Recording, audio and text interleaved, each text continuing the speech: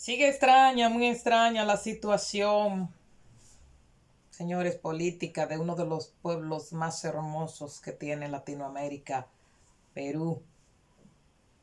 Perú casi lo tiene todo, pero es evidente que si usted anda buscando buen turismo, buenos espacios, evidente que en Perú.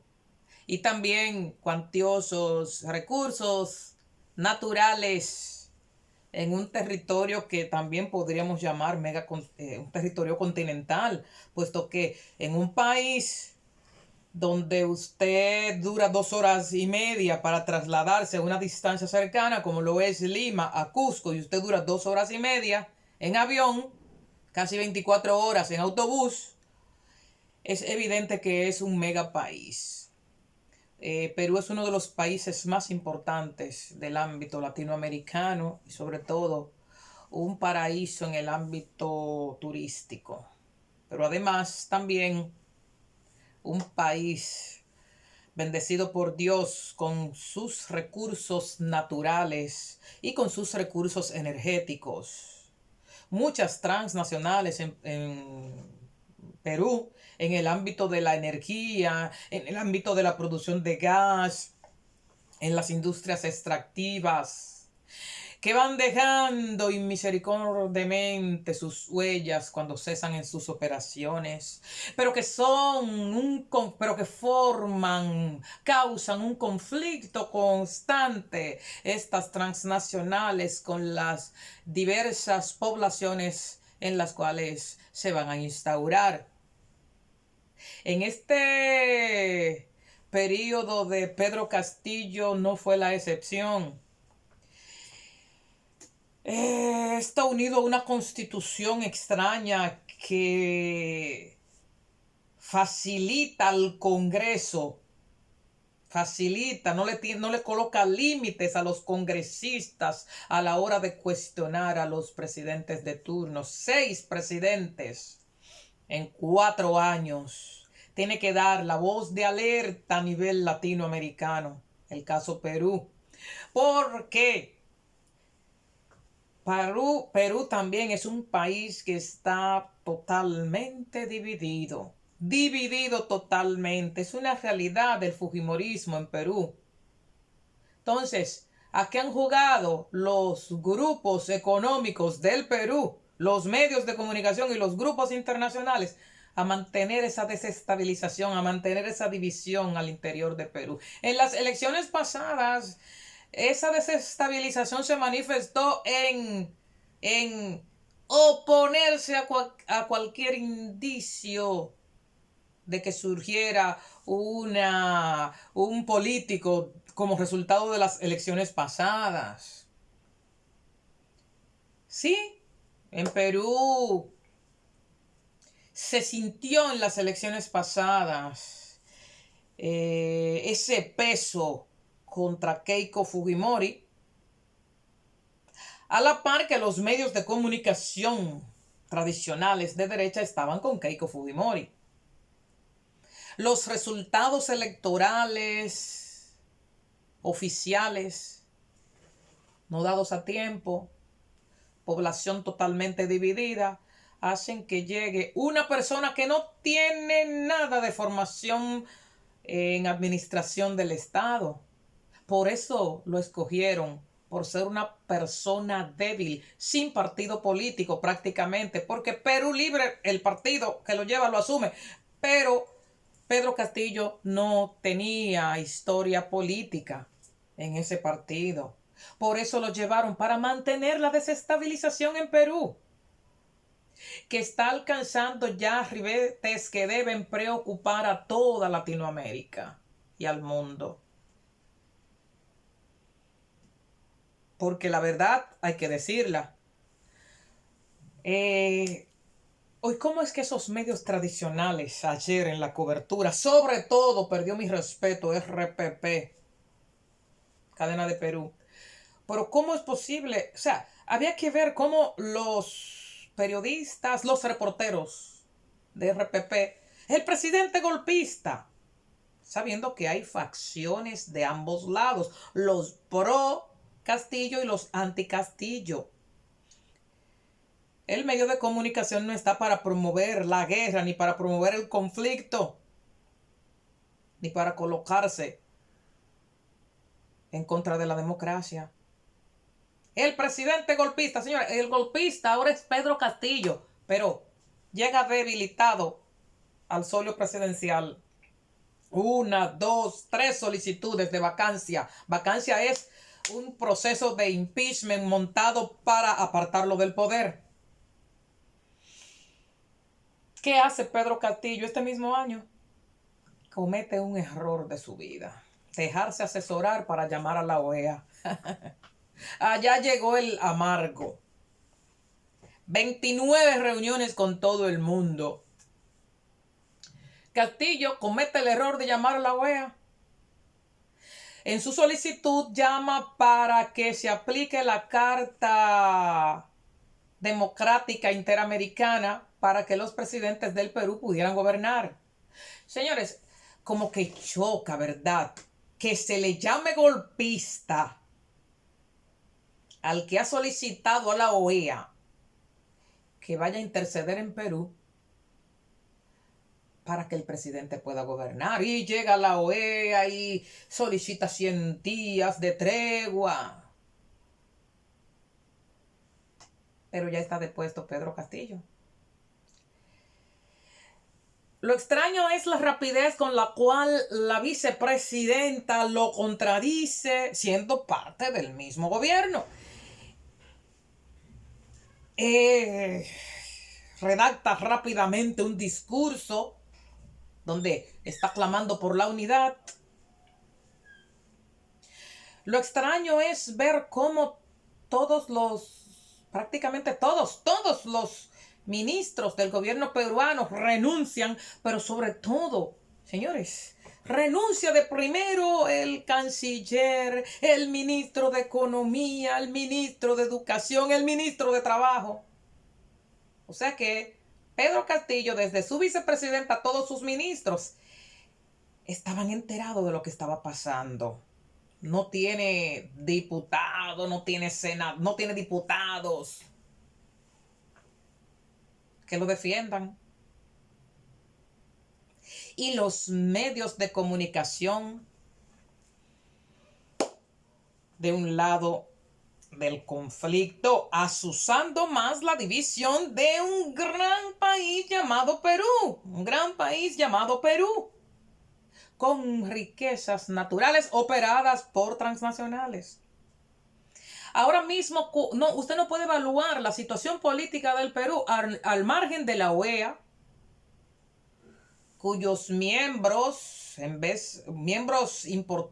algunos de cuyos miembros importantes, en vez de manejarse con prudencia, estamos en contra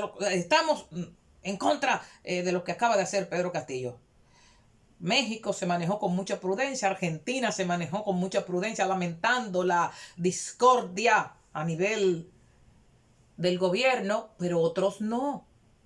Otros, como el jefe, el dueño de Latinoamérica, dijo que estaba en contra, Unión Europea estaba en contra. Señores, pero esas posturas no la ven al margen de las mineras. Ahora mismo en Perú, a nivel nacional, hay un conflicto en el ámbito de minerías. Porque como ustedes saben, Perú es una potencia en gas, en cobre, en energía. Las empresas que están al lado, las empresas de Chile, las transnacionales, también operan en Perú. Y además, Perú, junto a Bolivia y Argentina, se conforma como uno de los grandes países latinoamericanos en lo que es las reservas de litio. Hay conflictos en Puno, 4.000 metros sobre el nivel del mar, el lugar en Perú donde más frío da. En Puno hay conflicto minero. En Cusco y en otras áreas. Es real que usted no puede ver la situación política que está pasando al margen de los conflictos mineros. Pero además,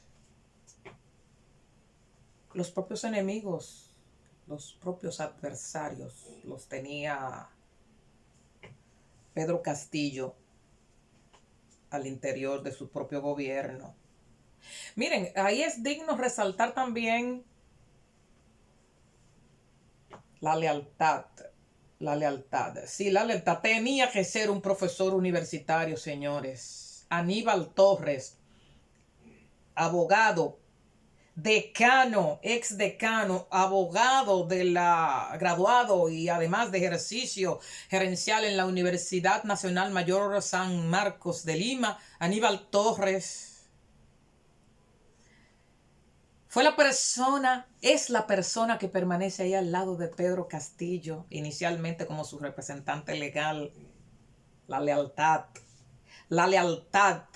Cuando el barco se hunde, larguémonos corriendo en la soguita que nos tiró el enemigo y empujemos hacia el fondo al enemigo común, al nuevo enemigo común. No, pues, tenía que ser el doctor Aníbal Torres, profesor honorario de varias sesionales de abogados del Perú, pero sobre todo un ex decano de la Facultad de Derecho de la Universidad Nacional Mayor San Marcos de Lima, permanece ahí a su lado. Fue funcionario, el coordinador de gabinete. No se fue como se fueron todos los demás funcionarios de Pedro Castillo. Evidente que eso se veía venir por la falta de experiencia de Pedro Castillo en el ámbito del Estado. Pero hay que decir,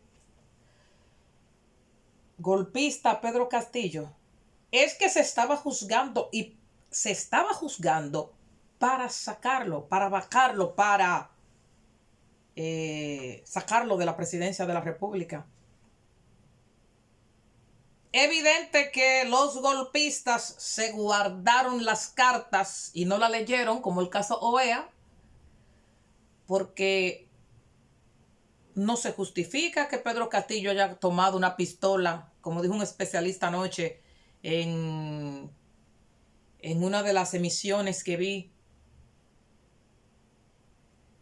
que dijo, pero él mismo fue que agarró la pistola y se da un tiro en el pie con una medida como esa. Como quiera lo iban a cesantear, Castillo. Entonces, ¿cómo es que cometió ese error tan grande? Si usted, el golpeado es usted. La víctima es el gobierno de Pedro Castillo. Señores, por todos los lados donde ustedes los vean, la víctima es el gobierno de Pedro Castillo. Pero con esa voladura de pie que se dio, ya como un intento final de tratar de salvar su gobierno, entonces los contrarios le tiran el mote de golpista a él. No, no es Pedro Castillo golpista. Pedro Castillo fue el que fue elegido presidente de la República. Y fueron ustedes, diputados, los que le mantuvieron en zozobra para vacarlo, para quitarlo de la presidencia por vía de impeachment.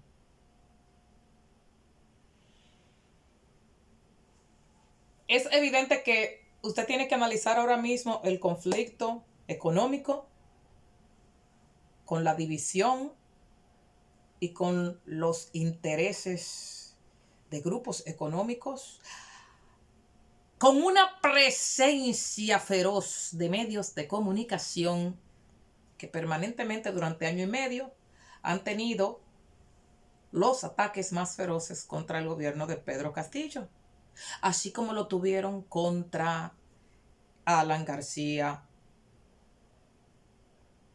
el expresidente Alan García. Los grupos económicos y representantes de grupos económicos a través de dichos medios han cuestionado no solamente la falta de preparación de Pedro Castillo para dirigir el Estado, sino que también han cuestionado su falta de acción para poder sofocar las protestas en el ámbito de lo que son las protestas sociales contra las empresas mineras de transnacionales. Eso es real. ¿Por qué me anticipo decir que fue un golpe? Cuando usted ve que se criminaliza a la familia, porque es lo que más le duele a un político, y se le coloca en un centro de acusación de corrupción, mire, eso es lavallato por cualquier lado. Eso es operación lavallato, neolavallato, cualquiera de las versiones que usted quiera colocar. Porque esa es la parte que más le duele a cada ser humano, la familia. Y por ahí fue que comenzaron involucrando los familiares de Castillo. A mí no me pareció buen candidato desde el principio, porque yo decía, frente a la lucha de la pobreza, frente a un país con tantas riquezas y con la pobreza increciendo, ¿quiénes son los que necesitan a un analfabeto estatal para poder narigonearlo? Los grupos económicos. Era más difícil narigonear a Keiko. Por eso escogieron a Pedro Castillo. Y ahí está el resultado.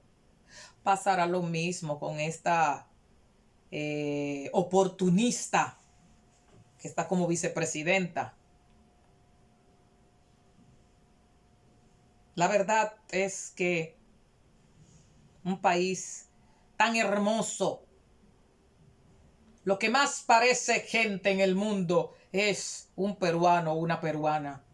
Un país tan hermoso, decente. La verdad es que no aguanta más conflicto político. La verdad es que no aguanta más intromisión internacional en todas las esferas. La verdad es que Perú no aguanta más neolavallatismo ni lavallatismo tipo Odebrecht. La verdad es que Perú ya no aguanta tanta intromisión internacional. Ya Perú no aguanta tanto chantaje. Ya Perú no aguanta más neogolpismo. Perú no se merece eso. Sus clases políticas tienen que ponerse de acuerdo y dejar a un lado sus intereses económicos y esas representaciones internacionales, porque Perú sigue siendo Perú, con su artesanía, con su cultura, con su modo de vida, con sus recursos naturales, con todo lo que Dios le ha dado, que lo convierten en un país maravilloso, pero que parece ser que el único que no lo debe disfrutar es el pueblo peruano, porque hay 2 o 3 que lo quieren todo. Arriba Perú, y yo espero que pueda resolver cuanto antes estos neogolpismos. Buen día.